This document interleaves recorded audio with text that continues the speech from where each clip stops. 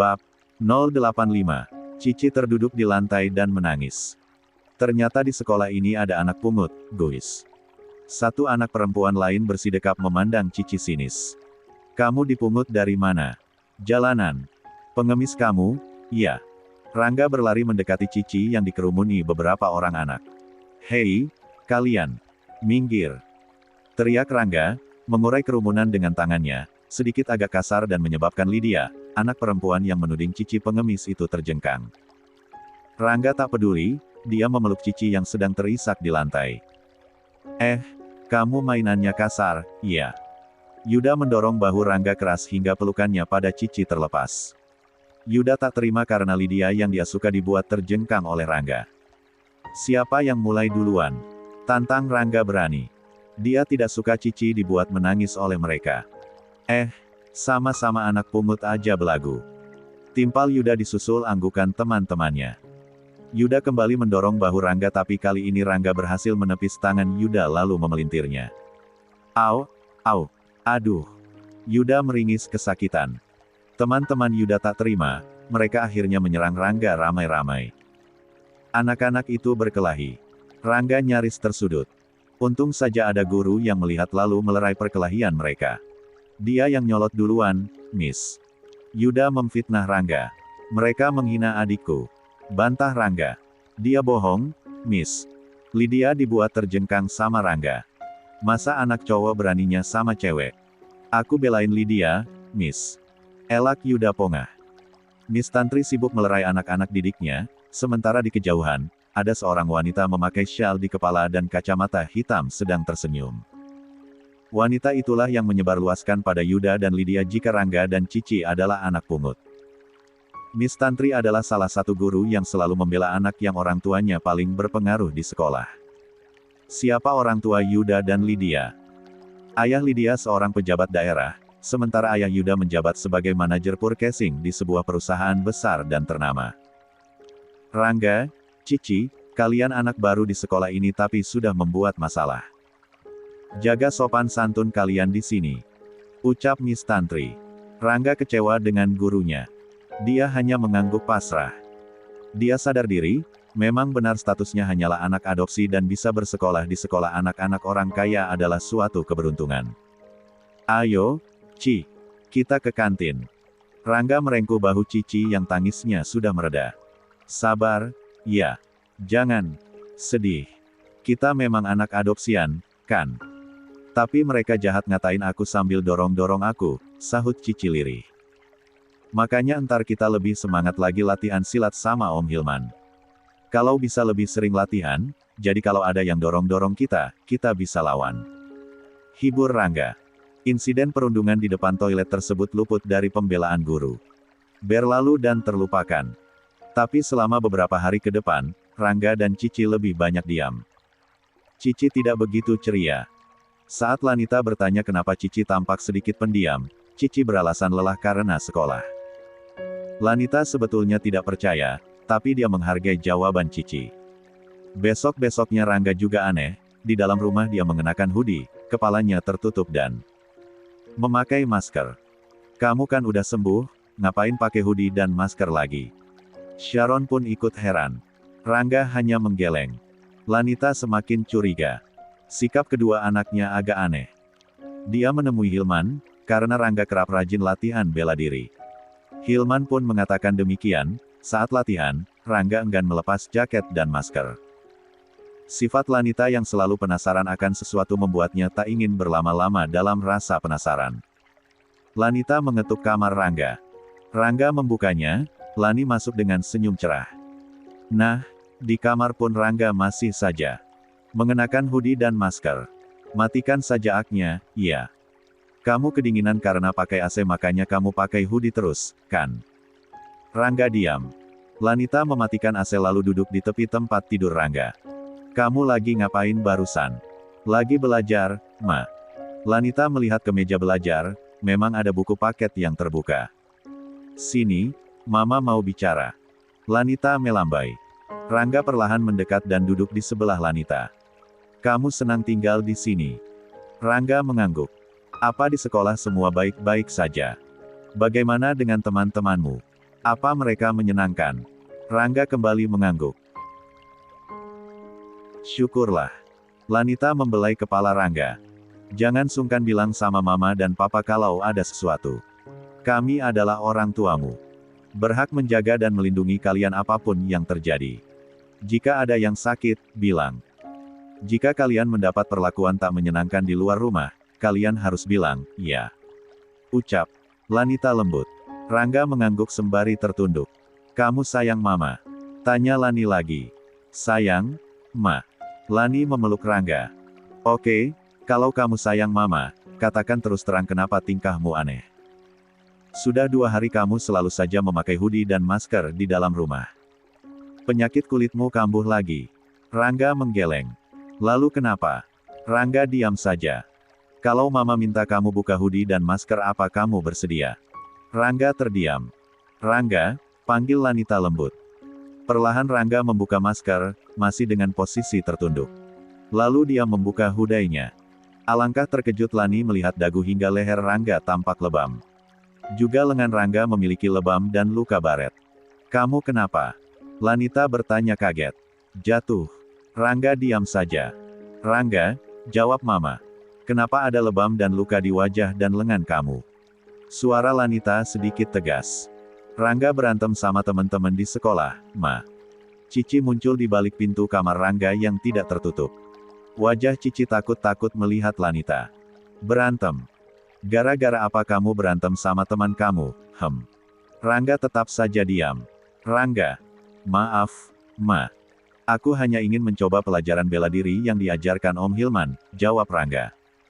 Lanita mengernyit.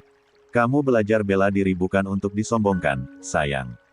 Papa meminta Om Hilman mengajarkan ilmu bela diri untukmu itu untuk perlindungan diri. Agar kamu kuat dan sehat. Bukan untuk menjadi jagoan dan menyombongkan apa yang kamu bisa. Lanita terdiam beberapa saat. Sebetulnya dia tidak percaya dengan jawaban Rangga. Lanita yakin, Rangga bukan tipikal anak dengan karakter angkuh ataupun sombong. Sayang, sini masuk. Panggil Lanita pada Cici yang masih mengintip dari balik pintu. Cici masuk dengan langkah pelan. Siapa yang diajak berantem oleh Rangga? Tanya Lanita pada Cici yang duduk di sebelah Lanita. Yuda sama teman-temannya, ma. Siapa yang memulai duluan? Cici terdiam. Lanita menghela napas dalam. Kenapa Rangga dan Cici menjadi hobi sekali susah ditanyai. Kalian juga tampak murung beberapa hari ke belakang. Dengar, katakan pada mama apa yang sebetulnya terjadi. Lanita membelai kepala Rangga dan Cici. Rangga nggak salah, ma. Dia hanya belain aku. Cici menjawab pelan. Hei, Rangga membelamu. Lanita beranjak dari duduknya. Kini dia meraih kursi belajar Rangga dan duduk di depan kedua anaknya. Ada apa di sekolah? Ceritakan pada mama apa yang sebetulnya terjadi. Mama tidak percaya jawabanmu. Rangga. Kamu itu anak baik dan tak mungkin menjajal ilmu bela diri pada teman-temanmu. Lanita masih saja berkata lembut. Cici menoleh pada Rangga yang masih saja tertunduk. Cinta, kamu sayang mama. Cici mengangguk. Kalau kamu sayang mama, ceritakan apa yang sebenarnya terjadi. Titah Lanita dengan senyum menenangkan. Cici melihat senyum Lanita yang sangat dia sukai. Senyum yang tampak teduh dan menyejukkan hati. Pertamanya aku dikatain anak pungut, ma. Terus. Lalu mengalirlah cerita Cici dari awal hingga terjadinya Rangga kerap berkelahi dengan teman-temannya. Alangkah terkejutnya Lanita mendengar cerita Cici. Dia geram bukan main. Kenapa kalian diam saja dan tidak lapor sama mama dan papa? Suara Lani terdengar tegas kali ini. Rangga dan Cici sama-sama menunduk. Allahu Akbar. Lanita memukul dadanya karena terasa sesak. Hatinya sakit melihat lebam di tubuh Rangga dan penuturan Cici. Mama tidak bisa membiarkan ini. Kalian tenang saja, Mama harus melaporkan hal ini pada pihak sekolah. Lanita keluar kamar, dia mengirim pesan pada Reza jika dirinya hendak ke sekolah anak-anak karena ada kepentingan yang harus dibicarakan dengan pihak sekolah. Lanita tak ingin menceritakan dulu apa yang sebenarnya terjadi. Reza sedang bekerja, Lanita tak ingin mengganggu waktu kerja Reza. Titip anak-anak. Aku mau ke sekolah. Pinta Lanita pada Sharon yang sedang ada di kamar Dein. Lanita bergegas meminta Jauhari mengantarnya ke sekolah. Setibanya di sekolah, Lanita segera menuju ruang keamanan dan meminta rekaman CCTV pada jam dan tanggal pertama kali Cici mendapat perundungan di toilet. Pihak keamanan sekolah menunjukkan hasil rekaman. Benar saja, di sana tampak kejadian yang sesuai dengan apa yang diceritakan Cici. Saya minta kopian rekaman ini, Pak. Pinta Lanita. Maaf, Nyonya. Saya tidak bisa sembarangan memberikan kopian ini dan juga. Lanita berdecak tak sabar, dia segera menelepon Esmeralda, sang kepala sekolah. Lalu Lanita memberikan ponselnya pada pihak keamanan. Mendapat perintah langsung dari kepala sekolah, mau tak mau pihak keamanan sekolah memberikan apa yang diminta Lani.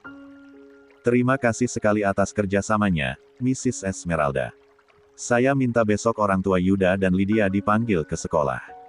Saya tak mau anak saya menjadi korban perundungan di sekolah yang ibu pimpin.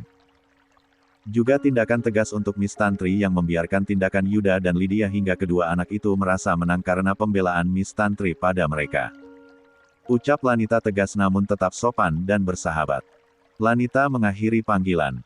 Bagaimana bisa insiden yang terekam CCTV seperti ini kalian biarkan? Tanya Lanita pada petugas keamanan. Maaf, Nyonya Persendi. Kami tidak setiap waktu memantau layar monitor CCTV, kami. Ah, sudahlah. Terima kasih rekamannya. Potong Lanita cepat. Dia keluar ruang keamanan lalu pulang dengan hati lega. Saat Reza pulang kerja nanti, barulah Lanita akan menceritakan semuanya pada Reza dan meminta Reza untuk ke sekolah esok hari. Ruang Kepala Sekolah Internasional Elementary School. Lanita duduk tegak di apit Rangga dan Lanita. Di depannya ada orang tua Yuda, Lydia dan yang lainnya. Mereka sedang menonton rekaman CCTV di depan toilet, saat pertama kali Cici diejek dengan sebutan anak pungut. Di depan ruangan Esmeralda, muncul Reza dan Susana dengan pakaian hamil tapi tetap formal. Kenapa tidak masuk, Tuan? Tanya Susana setengah berbisik. Dia Pak Irwan, manajer purchasing kita, lihatlah. Sahut Reza dengan berbisik pula. Susana melihat ke jendela. Iya, dia Pak Irwan. Apa jangan-jangan Pak Irwan ayah dari salah satu anak yang merundung Cici dan Rangga? Sepertinya. Kita jangan masuk dulu. Aku tak mau dia tahu kalau Rangga dan Cici adalah anakku. Pak Irwan ini baru 1 bulan bekerja menggantikan Pak Munajat yang sudah pensiun. Aku mau lihat karakternya seperti apa. Jika dia membela anaknya yang sudah merundung anakku, pecat sekarang juga, Sus. Titah Reza. Susana hanya mengangguk mantap mendengar ucapan Reza. Reza ini baik tapi bisa kejam dalam waktu bersamaan. Irwan, ayah Yuda tampak memijat pelipisnya. Begini loh, Jeng Lani, ini kan hanya pertengkaran anak kecil, sudah biasa. Kenapa kami harus dipanggil ke sekolah hanya untuk masalah sepele seperti ini? Ucap Yanti, mamanya Yuda dengan dagu terangkat mirip Sharon. Dia mengipas-ngipasi dirinya padahal ruangan Esmeralda sudah ber-AC. Hal biasa. Hal remeh. Wajah dan lengan anak saya penuh luka dan lebam karena dikeroyok Yuda dan teman-temannya, Anda bilang hal remeh. Ini jelas kasus perundungan. Saya tak bisa membiarkan hal ini, Jeng Yanti. Lani berkata tegas. Sungguh cantik Lanita hari itu, memakai celana kulot dan blus warna ungu muda serta pasmina dengan warna senada. Anakmu saja yang sok jagoan, makanya Yuda melawan. Masa iya anak lelaki harus diam saja, kelit Yanti tetap bersikeras jika Yuda tak bersalah. Bu, panggil Irwan. Jelas anak kita yang memulai duluan, memancing perseteruan dengan mengatai anak Jeng Lani adalah anak pungut. Nah, benar atau tidak anaknya Jeng Lani itu anak pungut? Kalau benar ya tidak usah marah. Terima saja. Yanti menatap Rangga dan Cici dengan tatapan meremehkan. Lanita meremat ujung blausenya. Sungguh geram dengan ucapan Yanti. Pantas saja anaknya Yuda memiliki karakter jelek, ibunya saja seperti itu perangainya. Irwan menghela napas dalam. Yuda, minta maaf segera pada Cici dan Rangga. Papa. Pekik Yanti. Apa-apaan sih kamu ini? Kenapa Yuda yang harus minta maaf? Ma, Yuda memang bersalah. Terlepas dari benar atau tidaknya apa yang dikatakan Yuda tentang Rangga dan Cici, dia tetap harus minta maaf. Tidak sepatutnya Yuda melontarkan ejekan seperti itu pada anak Jenglani. Apalagi dia dan teman-temannya menyerang Rangga bersamaan. Mama mau anak kita jadi preman. Sekecil ini sudah kasar pada teman-temannya, bagaimana jika besar nanti? Kau didiklah anakmu dengan baik. Kalau salah ya dia harus meminta maaf, ucap Irwan panjang lebar. Anakku. Dia anakmu juga, Pak. Protes Yanti. Ya, karena dia anakku, maka kusuruh dia minta maaf pada Rangga karena Yuda bersalah. Tandas Irwan. Yuda, minta maaf pada Rangga dan Cici. Titah Irwan tegas. Yuda mengkeret di sebelah Yanti. Dia memang takut pada ayahnya itu. Jangan memanjakan anak. Kalau salah ya salah, jangan terus dibela. Pungkas Irwan. Ibunya Lydia serta orang tua teman-temannya Yuda hanya menghela napas dalam. Mereka menanyai anak-anak mereka tentang kejadian yang sebenarnya. Sama dengan Yanti, ibunya Lydia tidak terima anaknya disalahkan. Dia merasa anaknya adalah anak seorang kepala daerah jadi untuk apa merendahkan diri meminta maaf pada Rangga dan Cici. Namun anak-anak itu tak bisa mengelak, karena Esmeralda menemukan satu rekaman CCTV lagi saat Yuda mengeroyok Rangga yang membela Cici dan dirinya karena terus dihina sebagai anak pungut. Di luar ruangan Esmeralda tampak Reza dan Suzana yang bernapas lega. Irwan ternyata seorang ayah yang tegas dan bijak, tidak seperti istrinya. Kita masuk sekarang, Tuan. Tanya Suzana. Reza menggeleng. Nanti saja. Kembali ke dalam ruangan. Tampak Yuda, Lydia dan yang lainnya meminta maaf pada Rangga dan Cici. Esmeralda ikut memihak Lanita dan memberi perintah dengan tegas pada semua anak untuk meminta maaf pada Rangga dan Cici. Irwan dan orang tua lainnya meminta maaf pada Lanita, hanya Yanti dan Venita ibunya Lydia yang masih bertahan dengan keangkuhannya. Perundungan ini jelas adalah perundungan fisik, perundungan verbal dan juga mental. Jika kejadian seperti ini terulang, saya akan mengambil tindakan yang lebih tegas lagi pada anak kalian. Melaporkan pada dinas pendidikan bahkan pada pihak yang berwajib, polisi. Tandas Lanita pada semua orang. Singkat cerita, masalah menjadi clear. Lanita memastikan jika Yuda dan teman-temannya tak akan lagi merundung Rangga dan Cici. Semua diselesaikan dengan damai dan kekeluargaan. Tapi jangan harap jika kejadian terulang lagi, tak ada lagi kata kekeluargaan dalam penyelesaiannya. Pintu ruangan Esmeralda diketuk. Silakan masuk. Sahut Esmeralda. Reza masuk bersama Suzana.